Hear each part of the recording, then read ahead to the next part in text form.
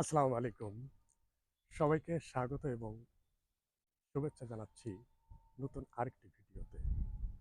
আমি এই মুহূর্তে অবস্থান করছি বাংলাদেশের মধ্যাঞ্চলের আরেকটি জেলা শহর টাঙ্গাইল জেলার জেলা প্রশাসকের কার্যালয়ের সামনে।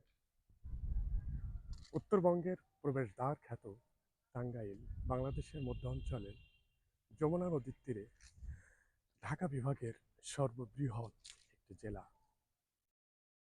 সবুজের সমারোহে আচ্ছাদিত গহীন অরণ্যে ঢাকা এই জেলার পূর্বে গাজীপুর ও ময়মনসিংহ জেলা, পশ্চিমে সিরাজগঞ্জ জেলা, উত্তরে জামালপুর জেলা এবং দক্ষিণে ঢাকা ও মানিকগঞ্জ জেলা। জেলাটির আয়তন ৩,৪১৩.৬৮ বর্গ কিলোমিটার। এই জেলাটির ১২টি উপজেলা এবং ১৪টি থানা নিয়ে গঠিত। দেখতে পাচ্ছেন সুন্দর, মনোমুগ্ধকর এবং আকর্ষণীয় প্রশাসকের কার্যালয়ের সামনের দৃশ্য।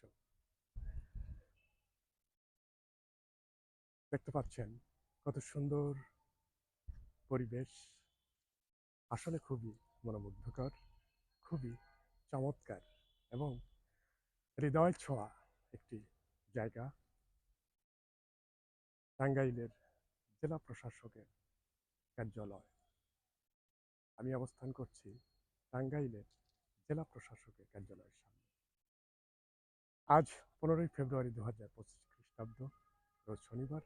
আর এখন সময় ঠিক বেলা 1টা 6 মিনিট। আমি দাঁড়িয়ে আছি সুন্দর একটা পরিবেশে জেলা প্রশাসকের কার্যালয়ের সামনে। দেখতে পাচ্ছেন কত সুন্দরভাবে সাজানো আছে, সাজানো গোছানো সুন্দর একটা পরিবেশ। সবাইকে জেলা প্রশাসক, টাঙ্গাইলের জেলা প্রশাসকের কার্যালয়ের সামনে থেকে এই ভিডিওটা দেখার জন্য ধন্যবাদ এবং শুভকামনা জানাচ্ছি। সবাই ভালো থাকেন, সুস্থ থাকেন এই কামনায়। আসসালামু আলাইকুম।